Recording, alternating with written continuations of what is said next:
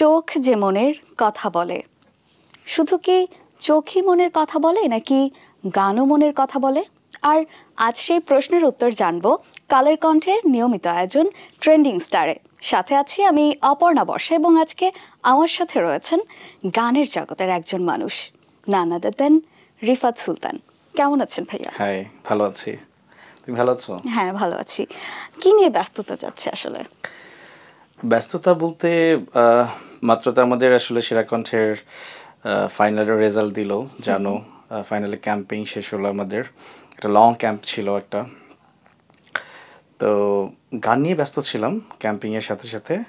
এখন ব্যস্ততাটা আরেকটু বেড়েছে, মৌলিক গানের কাজ নিয়ে ব্যস্ত আছি। আর এই তো সাথে টুকটাক শো তো আছেই। ওয়েল, একটা সুখবর কিন্তু আমরা ইতিমধ্যে জেনে গেছি যে আপনারই জীবন সঙ্গী তিনি তিনি আমি যদি ভুল না করি 71 মিডিয়া আইকনিক অ্যাওয়ার্ড পেয়েছেন। সো এটা আসলে হাজবেন্ড হিসেবে আপনার অনুভূতি কি? আচ্ছা, আমি এত ফর্মালিটিতে যাব না। টু বি ভেরি অনেস্ট, আমার ও যখনই সাকসেসফুল হয়, যেমন সেরা কণ্ঠে যখন চ্যাম্পিয়ন হলো, আবার ব্যাক টু ব্যাক ওর অ্যাচিভমেন্টগুলো দেখছি আমি, যেমন অ্যাওয়ার্ডটা পেলো। আমার এতদিন মনে হতো যে আমি 2 চাকার সাইকেল ছিলাম, এখন 4 চাকার গাড়ি হয়ে গেছি, এরকম আর কি। ওয়েল, যেহেতু গানেরই মানুষ, তো জানতে খুব ইচ্ছা করছে যে যাত্রাটা শুরু কবে হলো বা কেনই মনে হলো গানে আসবো? আমার ব্যক্তিগত? হ্যাঁ হ্যাঁ। আচ্ছা, এটা আমি অনেকবারই বলেছি। আমার আসলে একেবারে ছোটবেলায় আমার গানে আসার প্ল্যান ছিল না। এটা হচ্ছে আমার ভাইয়ার জন্য আমার আব্বু হারমোনিয়াম কিনে দিয়েছিল, গুরুজি রেখেছিল।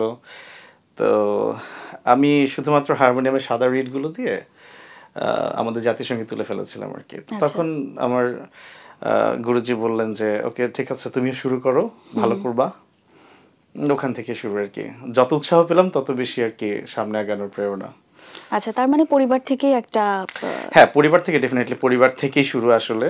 আমার আব্বু অনেক আসলে সাপোর্ট করেছে, হারমোনিয়াম কিনে দেওয়া থেকে শুরু করে। আমাদের একটা ফ্যামিলি একটা ব্যাপার ছিল, যেটা সবচেয়ে বড় সাপোর্ট। প্রতি বৃহস্পতিবার পড়াশোনা শেষে আর কি, আমার আব্বু তবলা বাজাতে পারতো না, কিন্তু তবলা নিয়ে বসে পড়তো, গাও আমি তবলা বাজাবো। একটা গানের আসর বসতো আর কি। আমরা আমরা ভাই যারা আছে, আমার বাবা মা সবাই মিলে একটা মানে আসর, ছোটখাটো আসর বসতো প্রতি বৃহস্পতিবার। একটা সাংস্কৃতিক ফ্যামিলি বলা যায়। হ্যাঁ, আমাদের থেকে শুরু, এই চর্চাটা আমাদের থেকে শুরু। স্কুল কলেজে যখন কোনো কম্পিটিশন হতো, ডেফিনেটলি আব্বু খোঁজ খবর রাখতো কিন্তু। আচ্ছা, তাহলে ভাইয়ার এই গানের অনুপ্রেরণাটা কি আসলে? ফ্যামিলি থেকে তো ডেফিনেটলি আব্বু। আচ্ছা। আর এরপরে আমি যদি অনুপ্রেরণা আইডল হিসাবে বলি, আইডল বলতে শিল্পী, যার গান শুনে, যাদের গান শুনে আসলে বড় হয়েছে। হ্যাঁ, ডেফিনেটলি শ্রদ্ধেয় কুমার বিশ্বজিৎ স্যার, ওদিকে পাওয়ার বাংলার শ্রীকান্ত আচার্য, আচ্ছা, রূপঙ্কর বাগচি, আরও আসলে অনেকেই আছে, বাপ্পু মজুমদার উনি আছেন। ওনারাই হচ্ছে মানে মোটামুটি ওনাদের গানই প্রচুর শুনেছি আর কি। আমার একটা অভ্যাস ছিল MP3 কিনে আনার। হ্যাঁ, আচ্ছা। তো জানি এটা ঠিক না, আমি নিজে গানের মানুষ হয়ে আসলে MP3 কিনা এটা আসলে ঠিক না। মানে কষ্ট করে অ্যালবাম বের করতাম, MP3 কিনে আনতাম, কিন্তু ওই যে ছাত্র ছিলাম, 40 টাকা দিয়ে 120টা গান, এটা কিছু করার ছিল না আসলে। ওয়েল, কুমার বিশ্বজিৎ স্যারের কথা যেহেতু উঠলই, আমার খুব শুনতে ইচ্ছে করছে তার একটি গান আপনার কণ্ঠে। এখন অনেক রাত, পৃথিবী ঘুমিয়ে গেছে, শুধু তোমার স্মৃতি নিদ্রাবিহীন বুকে মোর জেগে আছে। ও ও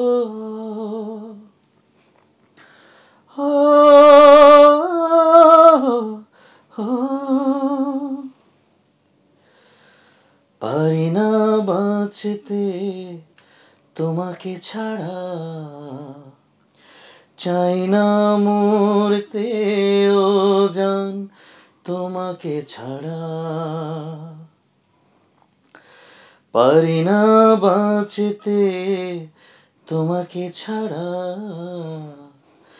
চাই না মরতে ও জান তোমাকে ছাড়া,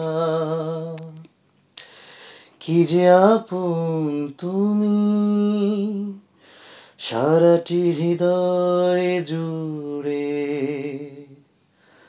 হো হো হো হো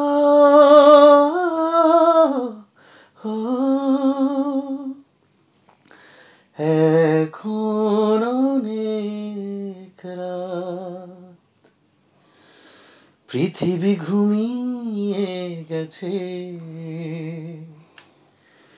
শুধু তোমার স্মৃতি নিদ্রাবিহীন, বুকে মোহর জেগে আছে, হো হো হো হো।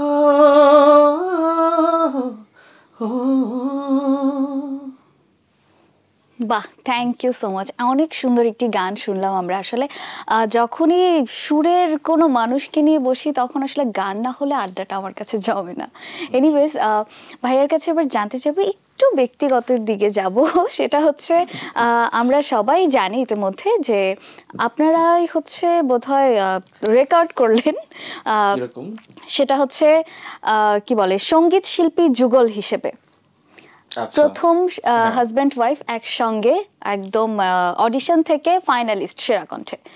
সো কেমন লাগলো বিষয়টা, আসলে অনুভূতিটা কি ছিল, আর এরকম একটা জিনিস যে রেকর্ড হয়ে গেল এটাই বা কেমন লাগছে? আচ্ছা, ফার্স্ট অফ অল আমি আসলে জানতাম না, আমি এটার ব্যাপারে আসলে মানে কিছুই জানতাম না। আমাদের শ্রদ্ধেয় ডিরেক্টর স্যার, উনি আসলে চ্যানেল আইয়ের, উনি ফার্স্ট টাইম বললো আর কি, যখন আমরা ফাইনালিস্ট হলাম তখন বললো যে সম্ভবত পুরো ওয়ার্ল্ডের রেকর্ড এটা, যে ফার্স্ট টাইম কোন একটা রিয়েলিটি শোতে হাজব্যান্ড ওয়াইফ একসাথে ফাইনালিস্ট, প্লাস এর মধ্যে থেকে ওয়াইফ আবার ওয়াইফ চ্যাম্পিয়ন। Champion, exactly. তো হয়তো বা রেকর্ডটা ভাঙবে আবার যদি এরকম সিমিলার হয়, অথবা হাজবেন্ড চ্যাম্পিয়ন হয়ে যায়। কিন্তু প্রথমবারের মতো তো আপনারা। প্রথমবারের মতো আমরা, হ্যাঁ ডেফিনেটলি আমরাই। সো শুরুটা আসলে আপনাদের কিভাবে হয়? মানে অবশ্যই তো প্রেম হয়েছিল, কম্পিটিশন আর রিলেশন। আচ্ছা, শুধু গান গেয়ে পরিচয়, এটা আমি বারবারই বলেছি অনেক জায়গাতেই। আমাদের একটা কম্পিটিশনের থ্রুতেই পরিচয়, একটা সিঙ্গিং অ্যাপে আমাদের পরিচয়।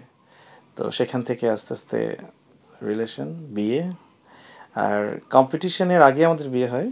আচ্ছা আমরা কাপল হিসেবে আসলে কম্পিটিশনে আসি। আচ্ছা সে আমার কম্পিটিটরই ছিল। ওকে। তাহলে কি এরকম ছিল যে বউকে জিতিয়ে দেওয়ার ব্যাপারটা? ডেফিনেটলি একটু মানে এর পেছনে একটু হিরোইক গল্প তো ছিলই। মানে আচ্ছা। আমি সত্যি কথা, দেখা যাচ্ছিল যে ও যতবার ডেঞ্জার জোনে পড়ে, আমি আসলে পুরো থ্রু আউট দ্য কম্পিটিশন আমি নিজের সাকসেসটা আমি এনজয় করতে পারিনি। যেমন হচ্ছে আমি মানে কখনো দেখা যাচ্ছে ভয়েস অফ দ্য ডে হচ্ছে, বা হচ্ছে ডিরেক্ট গো থ্রু করে গেলাম নেক্সট রাউন্ডে, সরাসরি যারা দেখা যায় যে 9 জনের মধ্যে 4 জন সরাসরি চলে গেল, বাকিরা হচ্ছে ডেঞ্জার জোনে। হ্যাঁ, ও যখন ডেজার্ট জোনে থাকতো তখন আমি আসলে আমার শেষ, মানে কম্পিটিশনের ফিলিংটা ওখানেই শেষ। টেনশন, আবার নিজের রেয়াজ ঠিক রাখা, নিজের গান তৈরি করা, আবার ও পারবে কি পারবে না, সব মিলে আমার কম্পিটিশনটা পুরো একদম আচ্ছা, প্রেসার তাহলে কুকার ছিল। এটা কিন্তু ছেলেরা যারা আছে তাদের কিন্তু একটা শেখার ব্যাপার আছে, কিরকম? যে কিভাবে বউকে সাপোর্ট করতে হয় এবং বউকে জিতিয়ে দিতে হয়। শেখার ব্যাপার আছে কিনা জানি না, ব্যাপারটা হচ্ছে যে তুমি যদি ধরো তোমার পার্টনারকে কমপ্লিমেন্ট করো, হ্যাঁ সাপোর্ট করো, ওর হাফটা হতে পারো প্রপারলি, এটা না অটোমেটিকলি চলে আসে, এখানে শেখার কিছু নাই। তুমি দেখবে অটোমেটিকলি তোমার মনে হবে যে তোমার উপরে সে থাকুক সব কিছুতে, একটা প্রাউড ফিল হয়। যেমন বাবার ক্ষেত্রে, বাবা মার ক্ষেত্রে যেমন সন্তানের ব্যাপারে একটা প্রাইড আসে তারা সাকসেসফুল হলে, আমার মনে হয় একটা মানে সত্যিকারের ওই মানে একজন আরেকজনের অর্ধেক হলে না ওই জিনিসটা অটোমেটিকলি চলে আসে চলে আসে। যে মানে সে আমার সন্তানের মতো, হ্যাঁ সে প্রাইড, সে আমাকে, সে কোনো কোথাও সাকসেসফুল হলে আমার ডেফিনেটলি খুবই মানে প্রাউড ফিল হয়। তার সেম সাকসেসটাই ফিলিংটা, তখন নিজের সাকসেস মনে হয়। একদম একদম নিজের চেয়ে আমার মনে হয় যে মানে সে সাকসেসফুল হলে আমি বেশি হ্যাপি হই, সত্যি কথা। এবং সে আমাকে কখনো লেট ডাউন করেনি, ওয়ান আফটার অ্যানাদার সে সারপ্রাইজ দিয়েই যাচ্ছে আমাকে। হ্যাঁ, আমার কাজটা আরো সহজ হয়ে যায়, তা সত্যি কথা বলতে, আচ্ছা, আমার নিজের কাজটা আর কি। ওয়েল, আসলে হঠাৎ কেনই বা মনে হলো যে পথ চলায় সঙ্গী হিসেবে জেরিনকে বেছে নেব? এছাড়া কি আরো প্রপোজাল আসেনি, বা তাদেরকে কেন অ্যাকসেপ্ট করা হয়নি? আচ্ছা, হ্যাঁ এসেছে, অসংখ্য ছিল, এটা অস্বীকার করার কিছু নেই। তবে আহ, ওটা জারিনের যে ব্যাপারটা ছিল, আমার আহ, সবার ক্ষেত্রে যেটা হয়, আমি তোমার নাক পছন্দ করি, আমি তোমার চোখ পছন্দ করি, চুল পছন্দ করি, বা চেহারা পছন্দ করি, আমার ক্ষেত্রে সেটা হয়নি। ডেফিনেটলি আমার কাছে বিশ্ব সুন্দরী, সেটা একটা আকর্ষণ থেকেই যায়। বাট আমার যেটা কাজ করেছিল, আমার মনে হচ্ছিল যে এই মানুষটাকে আমি সবচেয়ে বেশি কেয়ার করতে পারবো। হ্যাঁ, মানে ওকে আমি সরাসরি বলেছিলাম যে তুমি আমার কাছে সবচেয়ে ভালো থাকবা, আমি তোমাকে সবচেয়ে বেশি ভালোবাসতে পারবো পৃথিবীতে। হ্যাঁ, এই জন্য আমার আমার কাছে তোমার থাকা উচিত। ইটস নট লাইক যে তোমার এই জিনিসগুলো ভালো দেখে মানে আমি তোমাকে পছন্দ করছি, তোমার ভালো জিনিসগুলো আমাকে দিয়ে দাও। হ্যাঁ, এবং স্বার্থপরতা ছিল না। আমার মনে হচ্ছিল যে আমার মতো ভালো ওকে কেউ বাসতে পারবে না, এই জন্যই আর কি। মানে প্রপোজটা ভাইয়ের দিক থেকেই ছিল? Definitely it should be, definitely, কারণ সুন্দরী মেয়েরা একটু বেশি ভাবে থাকবে, এটাই নর্মাল। সুন্দরী মেয়েরা বেশি ভাবে থাকে, আসলে কি তাই? আপনি ভালো বুঝবেন। আচ্ছা, এখনো কি প্রপোজাল পাওয়া হয়? উম, এটা আসলে আমি একটু ওপেন থাকি রিলেশনের ব্যাপারে, আমি একদমই ট্রান্সপারেন্ট। সো প্রপোজাল আসলে ব্যাপারটা কি, আমি আসলে মানে শুরুতেই আসলে নষ্ট করে দিই সব কিছু, শুরুতেই শেষ করে দিই, ঠিক ওহো। আছে। তো মানে এটা প্রপোজাল পর্যন্ত আগানোর কোনো মানে মানে চান্সই থাকে না আসলে। থাকে না। সম্প্রতি একটা ঘটনা ঘটেছে, আমরা সবাই জানি মাইলস্টোনের শিক্ষার্থীরা সবাই অনেকেই আহত হয়েছেন, অনেকেই নিহত হয়েছেন। সো এটা আসলে একটা মানে কি বলবো, দুঃখজনক একটা বিষয়। এবং যারা মারা গেছেন তাদের আত্মার মাগফিরাত কামনা করি, এবং যারা আহত হয়েছেন আশা করছি তারা খুব দ্রুত সুস্থ হয়ে যাবেন। এবং অভিভাবক যারা রয়েছেন তাদের জন্য তো সমবেদনা বটেই। তবে এর মধ্যে আসলে আমরা দেখতে পেলাম যে আপনি এবং আপনার ওয়াইফ বেশ সরব এই জিনিসটাকে নিয়ে, এবং আপনারা স্বেচ্ছায় রক্ত দিতে চেয়েছেন। সো আসলে আপনাদের জায়গা থেকে অনুভূতিটা কি ছিল? আসলে আহ, আমার মনে হয় দেশের প্রতিটা মানুষই সরব এই ব্যাপারটাতে। আর মানে উম, এটা আমাদের প্রত্যেকটা মানুষেরই দায়িত্ব, ঠিক আছে, যে অসঙ্গতিগুলো যেন আশেপাশে না হয়। আমাদের একটা সমস্যা কি, আমরা অসঙ্গতি হওয়ার পরে তারপরে ভয়েস রেজ করি, এটা একটা সমস্যা। এটা আমাদের, এটা আমার নিজের কথাও বলছি আমি, ঠিক আছে। ইটস নট লাইক যে সবার দোষ, আমি একা ফেয়ার। আমি হয়তো দেখা গেছে যে আমি উত্তরাতে থাকি, দেখা গেছে আমি যতদূর জানি যে এয়ারপোর্টের আশেপাশে 15-20 মাইলের ভিতরে কোনো হাই রাইজ বিল্ডিং থাকা যাবে না, অসংখ্য আছে। আমি এটা নিয়ে কখনো ভয়েস রেজ করিনি। যখন অ্যাক্সিডেন্টটা হলো তখন আমার মনে হলো যে না, আমার আশেপাশে তো যে কোনো মুহূর্তে আরও দুর্ঘটনা করতে পারে, একটা যাত্রীবাহী বিমান আসতে পারে, এটার ফুয়েল আরও স্ট্রঙ্গার হয় ফাইটার জেটের চেয়ে। তো এরকম যদি একটা মানে দুর্ঘটনা ঘটে ফিউচারে, তাহলে তো মানে ওটার ওটার ক্ষতিপূরণটা কে দেবে আসলে? হ্যাঁ, মানে আমার জায়গা থেকে আমার মনে হয়েছে যে ভয়েস রেজ করা উচিত। আহ, করছি, মানে আসলে জানি না আমাদের সবাইকে আসলে আহ, অনেক অনেক বছর আগে থেকে, মানে আমি আমি আমি বলছি কি অনেক অ্যাডভান্স চিন্তা করা উচিত আসলে। এটা প্রত্যেকটা একটা জিনিস সিভিলিয়ানের দায়িত্ব। ঘটার আগে থেকে হ্যাঁ, আসলে সতর্ক হওয়ার হ্যাঁ, বিষয়টা। মানে কোন জিনিসগুলো আমাদের খুব মৌলিক বিষয়গুলো মাথায় রাখলেই হয়, ঠিক আছে। এটা খুবই টাফ কিছু না কিন্তু। আমি যেখানে থাকি তার আশেপাশে সবকিছু ঠিক আছে কিনা, সবাই ঠিক আছে কিনা, কোন কোন জিনিসগুলোতে সমস্যা, কারেন্টের তার থাকতে পারে, গ্যাস লাইনের সমস্যা থাকতে পারে, কোন একটা সুয়েজের সমস্যা থাকতে পারে, ঠিক আছে। হচ্ছে না, মানে সুয়েজের ঢাকনা থাকে না, মানুষ পড়ে যায়। পড়ে যায়, হ্যাঁ, যে যার অহরহ এলাকায় হচ্ছে। মানে আশেপাশটা ঠিক রাখলেই কিন্তু মানে সামষ্টিকভাবে সবকিছু ঠিক হয়ে যায়। ঠিক তাই। আমরা একটু ফিরে যেতে চাই আড্ডায়, সেটা হচ্ছে যে আহ, যদি সঙ্গীত শিল্পী না হতেন তাহলে কি হতেন? Corporate job holder. কেন সেটা হলো না কেন? সেটা হলো না, আমি কর্পোরেট জব হোল্ডারই ছিলাম। আমার আচ্ছা, মানে 7 years অফ এক্সপিরিয়েন্স আমার। তাও তো হিউজ হ্যাঁ, বলা চলে। সো লাস্ট আমি এই জবটা থেকে একটু দূরে আছি বিকজ এই সেরা কণ্ঠ প্লাস হচ্ছে আমার সিঙ্গিং লাইফটার জন্য। আমি একটু এটা এনজয় করতে চাই লাইফটা আর কি। সো আমার আসলে বললাম না, গানটা আমার প্যাশন ছিল, এখনো আছে প্যাশনটা। তারপরে একটু মানে যেটা করবো একটু ভালোভাবে করি আর কি। ইচ্ছা যাচ্ছে একটু নতুন নতুন আর কি চারপাশে আচ্ছা, দেখে মনে হচ্ছে যে একটু এটাকে নিয়ে একটু সিরিয়াস হওয়ার সময় এসে গেছে আর কি। ওয়েল, গান নিয়ে কি কোনো স্মৃতি আছে যেটা মনে পড়লে এখনো ভালো লাগে বা কোথাও গিয়ে খারাপ লাগে, এমন কোনো স্মৃতি? স্পেসিফিকলি বললে ভালো হয় আর কি। থাকে না যে আমাদের ছোটবেলায় কোনো একটা ইনসিডেন্ট হয়েছিল গান গাইতে গিয়ে, আমি হয়তো বা পারিনি, বা কোথাও গিয়ে গান গেয়েছি, সেখানে আমার মা সেই জিনিসটা দেখে খুব খুশি হয়েছিলেন, মার সেই আবেগটা দেখে আমিও খুশি হয়েছিলাম, এমন কি কিছু? বা কোনো মজার যে কোনো কিছু, বা সেরা কণ্ঠেও হতে পারে কোনো মজার কোনো ইনসিডেন্ট। আচ্ছা, আমার মজার না, আমার খুব কষ্টের একটা ইনসিডেন্ট আছে। সেটা হচ্ছে আমি যখন সেরাকণ্ঠে ক্যাম্পে ছিলাম তখন আমার আব্বু আসলে মৃত্যুবরণ করেন। আমি আব্বুকে শেষ দেখাটা দেখতে পারিনি আর কি। আব্বুর মৃত্যুর সময় আব্বু যখন আইসিইউতে ছিল, আমার আসলে যেতে যেতেই আসলে আব্বু চলে যায়। সো এটা আমার খুবই আক্ষেপের জায়গা, এটা সারা জীবনের জন্য। মানে আমি শেষবারটার মতো আব্বুর মানে চোখের সামনে থাকতে পারলাম না। আসলে খুব কম সময় ছিল ক্যাম্প থেকে, আসলে মানে যেতে যেতেই সবকিছু শেষ। ওয়েল, আঙ্কেল যেখানেই থাকুক আমরা তার জন্য দোয়া রাখি, সে ভালো থাকুক। এবার একটু গানের দিকে ফিরে যেতে চাচ্ছি। হুমায়ুন আহমেদ স্যারের কোনো একটা গান আপনার কণ্ঠে শুনতে চাই। Gold's Gym across 30 plus countries. With over 700 plus locations worldwide. Train anywhere, belong everywhere. আচ্ছা, রিসেন্টলি স্যারের প্রয়াণ দিবস হলো। আমি ওনাকে শ্রদ্ধা রেখে একটা গান গাইতে চাই। এই গানটা খুবই আন্ডাররেটেড আমার মনে হয়। আমার মনে হয় ওনার অন্যান্য গানের মতো এটাও লাইমলাইট আসা দরকার ছিল। খুবই সুন্দর একটা মিষ্টি একটা গান।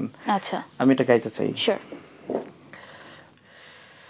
সোহাগপুর গ্রামে একটা মায়া দিঘি ছিল, সেই দিঘিতে হয় আচানক পুষ্প ফুটেছিল। নিশিরাইতে দিঘির জলে উড়াল বায়ু বয়, বন্ধু আর সে ঠাই নিতে আমার মনে লয় গো বন্ধু, আমার মনে লয়।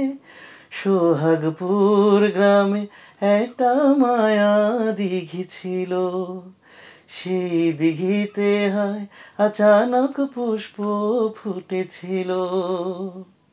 বাহ, খুব সুন্দর। আমি আসলে গান যখন শুনতে থাকি আমার মনে হয় যেন আরো শুনি আরো শুনি। এনিওয়েজ, আমরা একটু গল্পে ফিরে যাই, আবার পরে গান শুনবো। আপনার কাছে কি মনে হয় একজন সফল সঙ্গীত শিল্পী হওয়ার জন্য কি কি গুণ থাকতে হবে বা কি দরকার? সফল শিল্পী হতে কি গুণ থাকা দরকার আমি আসলে এখনো জানি না, বিকজ আমি এখনো সফল না। যখন সফল হব তখন হয়তো বলতে পারবো। তবে সেরা কণ্ঠে এত দিন পর্যন্ত ছিলেন। এটা জাস্ট একটা পথ। এই পথটা ধরে আসলে সফলতার দিকে এগোতে হবে, আসলে এগিয়ে যেতে হবে। গন্তব্যটা অনেক দূরে এখনো। সফল কারা? Kumar Biswajit sir, Bappa Majumdar sir, Andrew Kishore, ঠিক না? তো অবশ্যই হ্যাঁ, অবশ্যই, আমাদের তারা তো যারা legend। লেজেন্ডারি পর্যায়ে আছে ওনারা হচ্ছেন সফল। এর বাইরে যত কিছু আমরা দেখি এটা হচ্ছে খুবই সাময়িক একটা স্টারডম। হ্যাঁ, আমি কখনো মৌসুমী শিল্পী হতে চাই না যে 1-2 বছর গাবো, ভাইরাল থাকবো স্টারডমে, এখানে ওখানে একটু টক শো করলাম, পেপারে আসলো, দ্যাটস ইট, কয়েকদিন পরে হারিয়ে গেলাম। আমি সেরকম থাকতে চাই না, আমি প্রাসঙ্গিক থাকতে চাই অনেক দিন ধরে। আর আমার কাছে সফলতার মিনিংটা যদি তুমি যদি জিজ্ঞেস করো, ছোট্ট করে আমি একটা কথাই বলবো, সেটা হচ্ছে গ্রহণযোগ্যতা। আমার মনে হয় খ্যাতির চেয়ে, বিখ্যাত হওয়ার চেয়ে গ্রহণযোগ্য থাকাটা অনেক ইম্পর্ট্যান্ট, তাই না? অবশ্যই। দেখা যাচ্ছে অনেকে ভাইরাল হচ্ছে, প্রচুর ভিউজ, কিন্তু গ্রহণযোগ্যতা কি আছে তাদের সবার? সবাইকে তো আর মানুষ মনে রাখে না। মনে রাখে না বা গ্রহণযোগ্য থাকে না, তাই না? দেখা যাচ্ছে মানুষ গালি দিচ্ছে কমেন্ট সেকশনে, তো আমি একটা কাজ করলাম, গালি খেয়ে কাজ করা তো দরকার নেই, মানে মানুষ সমানে গালি দিল, আমার ওই কাজের ওইভাবে বিখ্যাত থাকার দরকার নাই, তো ওইভাবে খ্যাতির দরকার নাই, তো গ্রহণযোগ্যতাটা আমার কাছে সফলতা আর কি। Well, ভাইয়ার ভবিষ্যতে আসলে কি ধরনের গান করার ইচ্ছা? ভবিষ্যতে এমন গান করার ইচ্ছা যেটা হচ্ছে ম্যাসিভ পিপলের কাছে না গেলেও চলবে, ঠিক আছে? 10 জন যেন শুনে, 10 জন যেন অনেকদিন ধরে গানটা রেখে দেয়, রিপিটেটিভলি শুনে, হ্যাঁ অনেকদিন ধরে যেন শুনে, তো এটাই আর কি। কোন ধরনের গানটা আসলে? কোন ধরনের? আধুনিক গানই করব। আচ্ছা, গানের সাথে তো ভালোবাসা প্রেমের একটা সম্পর্ক আছে আমরা জানি, প্রেম বিরহ সবকিছু। সবকিছু। তো আপনার কাছে যদি জানতে চাই ভালোবাসা মানে কি আপনার কাছে? ভালোবাসা মানে খুবই টাফ কোয়েশ্চেন, খুবই টাফ কোয়েশ্চেন এবং কমপ্লিকেটেড একটা ওয়ার্ড। ভালোবাসা আসলে কি বলবো, ভালো রাখাটা আমার মনে হয় ভালোবাসা। হ্যাঁ, যত বেশি আপনি আপনার ভালোবাসার একটা জিনিসকে কেয়ার করবেন, একটা গাছ, তাকে যত বেশি যত্ন করবেন তত বেশি আপনার শোভা বাড়াবে বা ফল দেবে, তাই না? সো ইন রিটার্ন আপনি তত বেশি রিটার্নটা পাবেন আর কি। তো ভালো রাখাটাই ভালোবাসা, আমার কাছে এটাই মনে হয়। অনেক ক্ষেত্রে দেখা যায় যে আমরা অনেক প্রেমের গল্প যখন শুনি, দেখা যায় এক সাইড থেকে যখন এফোর্টটা থাকে, যে ওয়ান সাইড লাভ বলে একটা কথা আছে, সো একজন শুধু দিয়ে যাচ্ছে কিন্তু সে ফিডব্যাক কিছু পাচ্ছে না তার থেকে। আচ্ছা, সো সেটাকে কি আপনি কি বলবেন আসলে, সেটাও কি ভালোবাসা? সেটাই ভালোবাসা না, সেটা ইনফ্যাচুয়েশন হতে পারে, আকর্ষণ হতে পারে, লাস্ট হতে পারে, নট লাভ। ভালোবাসাটা মানে একতরফা, এটা আমি মনে করি না হয়, এটা ভালোবাসা দ্বিপাক্ষিক। আচ্ছা, আপনার পছন্দের শিল্পীকে, দেশে বা বিদেশে? দেশে বা বিদেশে অনেকে আছে আসলে, যে কোনো একজনের নাম শুনতে চাচ্ছি। যে কোনো একজন। যে কোনো খুবই একজন। টাফ কোশ্চেন, তুমি অনেক টাফ কোশ্চেন করো, খুবই টাফ। আচ্ছা, দেশে এবং দেশের বাইরে, তাই তো? জায়গা। আমি দুজনের নাম বলতে পারি? একজন দেশে একজন বিদেশে। একজন দেশে একজন বিদেশে। আচ্ছা, দেশে কি কন্টেম্পোরারি নাকি একদম আমাদের বাংলাদেশের শুরু থেকে এ পর্যন্ত? শুরু থেকে পর্যন্ত।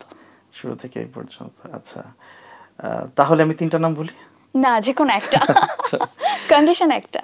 আচ্ছা, দেশের বাইরে, আচ্ছা দেশের বাইরে শুধু বাংলা নাকি হিন্দি অথবা বোথ? বোথ, সব কিছুর মধ্যে থেকে আচ্ছা, একজন। আমি সোনু নিগমের গান অনেক পছন্দ করি, ইন্ডিয়ান। আর হচ্ছে বাংলাদেশের মধ্যে যদি বলি কন্টেম্পোরারি, ইমরান ভাইয়ের গান অনেক ভালো লাগে আমার। তারপরে হচ্ছে আর একদম পুরোটা যদি বলি, একজনই, একজনকে পিক করা হবে। আচ্ছা, তাহলে কুমার বিশ্বজিৎ স্যার। ওকে, ঠিক আছে। এখন জানতে চাইবো, গায়ক থেকে কি নায়ক হওয়ার কোনো সম্ভাবনা আছে? না, একদমই না। না। তবে যে কোনো একজন, আবারও কন্ডিশন থাকবে, প্রিয় নায়ক দেশে বা বিদেশে? দেশে বা বিদেশে অথবা দেশে এবং বিদেশে কোনটা? আপনি দেশে একজন বলবেন, বিদেশে একজন। আচ্ছা, বাংলাদেশে নায়ক তো ডেফিনেটলি আমার মেগাস্টার শাকিব খান, ওনাকেই মানে আমি সবচেয়ে পছন্দ করি। আমার ওনাকেই মনে হয় যে বাংলাদেশে এখনো পর্যন্ত একমাত্র সুপারস্টার, মেগাস্টার। আগে ছিলেন একজন, তার জন্য আমার খুব আফসোস হয়, সালমান শাহ। আর দেশের বাইরে যদি বলি তাহলে শাহরুখ খান, সালমান খান, আমির খান, ঋত্বিক রোশন, অমিতাভ বচ্চন। না, হলিউডের একজন আমার হয় কি জিনিসটা, টম হ্যাঙ্কস। আমার নামটাই মাথায় আসছিল না আসলে। টম হ্যাঙ্কস আমার খুবই পছন্দের। ওকে, এবার একটু বিপদে ফেলতে পারি, সেটা হচ্ছে প্রিয় গায়িকাকে। প্রিয় গায়িকা একজন, জারিন তাসনিম রিয়া। ও ওয়াও। না, আমি এটা এক্সপ্লেইন করতে পারবো হয়, ঠিক আছে? ইটস নট লাইক, আমি কিন্তু সিনসিয়ার অ্যাপ্রিসিয়েশনে বিশ্বাসী। ইটস নট লাইক যে তুমি সুন্দর আমি বলে দিলাম, ঠিক আছে, খুবই ক্লিশ একটা ওয়ার্ড, এটা সবাই বলতে পারে, কেন সুন্দর এটা তো ব্যাখ্যা করতে হবে। ঠিক তাই, ব্যাখ্যাটা শুনতে চাই। হ্যাঁ, আমি আমার ওর গান কেন ভালো লাগে আমি বলি। ফার্স্ট অফ অল, গানের একটা ব্যক্তিত্ব থাকে।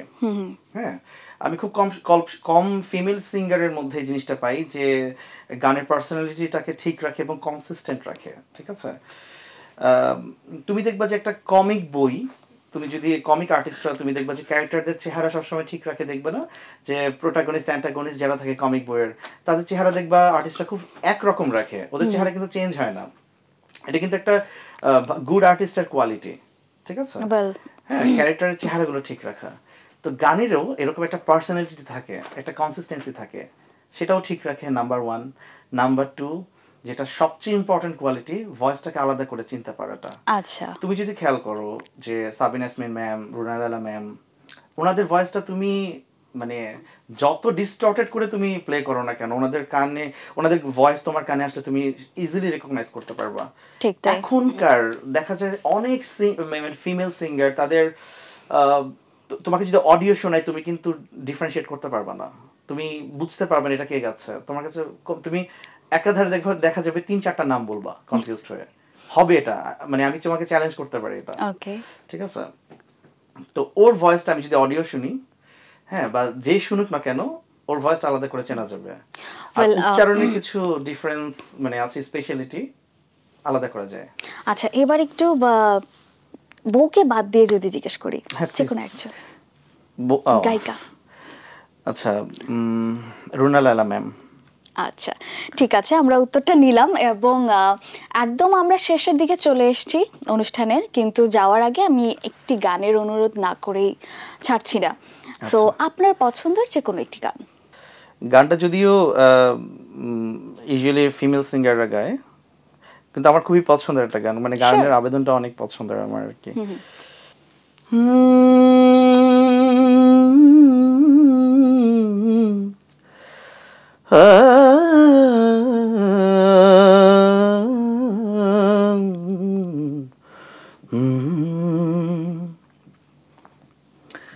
তুমি আমার এমনই একজন,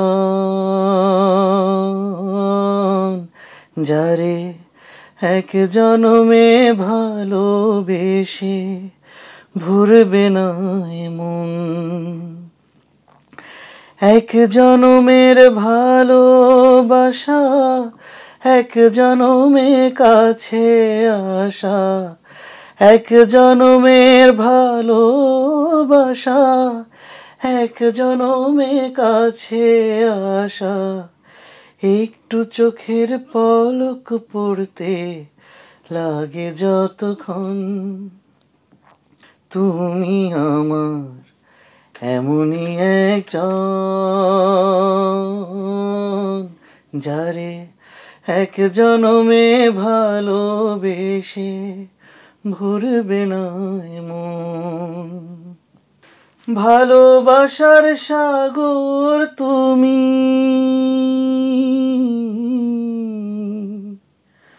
ভালোবাসার সাগর তুমি, বুকে অথই জল, তবু পিপাসাতে আঁখি, তবু পিপাসাতে আঁখি হয় রে ছল ছল, হয় রে ছল ছল, আমার মিলনে বুঝি গো জীবন, বিরহে মরুন, বিরহে মরুন, তুমি আমার এমনই একজন, যারে এক জনমে ভালোবেসে ভুলবে না এমন। আমাদেরও গান শুনতে শুনতে আর যেন মন ভরবে না, আরও শুনতে ইচ্ছে করবে, কিন্তু যেহেতু আমাদের সময় একদমই শেষের দিকে, সো আজকে শেষ করতে হচ্ছে। দর্শকদের উদ্দেশ্যে যদি কিছু বলতে চান। দর্শকদের উদ্দেশ্যে একটা কথাই বলবো, যেটা আসলে খুবই কমন একটা কথা, সেটা হচ্ছে শুদ্ধ সঙ্গীত চর্চা, শুদ্ধ বাংলা সংস্কৃতির সাথে থাকুন, আশেপাশে সবাইকে ভালো রাখুন, নিজেও ভালো থাকুন, আমার গান শুনুন, আমার পাশে থাকুন। আপনাদের অনুপ্রেরণায় আমি অনেক দূরে এগিয়ে যেতে চাই। ধন্যবাদ। দর্শক, আমরা আজকের অনুষ্ঠানের একদম শেষ পর্যায়ে চলে এসেছি, তবে একদম মন খারাপ করবেন না, আমরা আবার আসবো, কথা দিচ্ছি, নতুন কোনো এক অতিথিকে নিয়ে। ততক্ষণ পর্যন্ত সবাই ভালো থাকুন, সুস্থ থাকুন। খোদা হাফেজ।